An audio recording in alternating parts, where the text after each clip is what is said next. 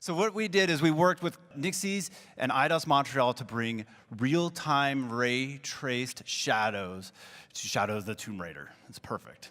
And so the thing to look at right now with RTX off, you saw the crisp shadows up there, and you saw right here. This is really hard to do, and that's why they don't do it at all, which is dynamic lights and shadows. These are dynamic point lights. They're really expensive to do in current rendering techniques, because basically you have to cast shadows in every direction from the light.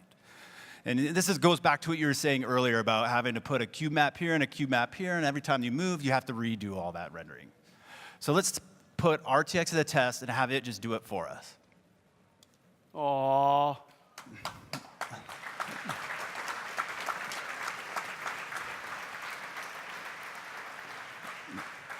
The beautiful thing about ray tracing is you turn it on.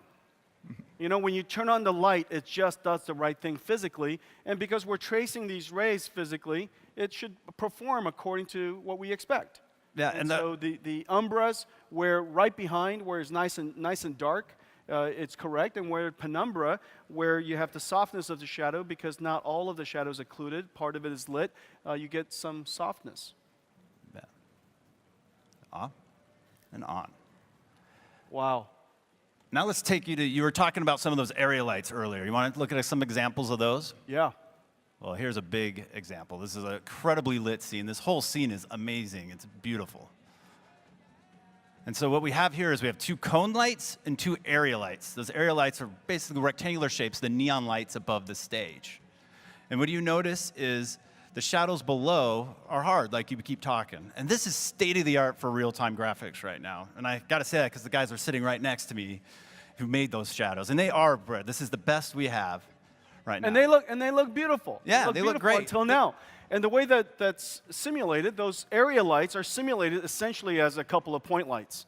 And that's why you see such hard shadows. Exactly. But if you simulate the area lights like area lights, because we ray traced it, and independent of where the rays bounced around, eventually, if it were to hit some part of that area light, it gets lit.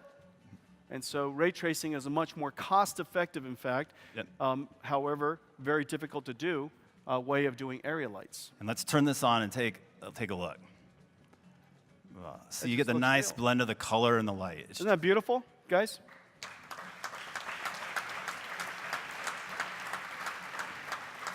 It's rather.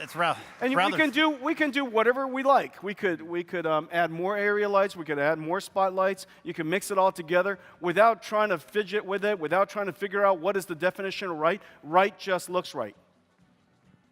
That's another wisdom. Right looks right. And talking to the artists that do this, they tell me all great things about shadows. They're telling me shadow is another color to them. They love shadow. And they also told me that shadow and light is what they use to set the mood and tone of their environments.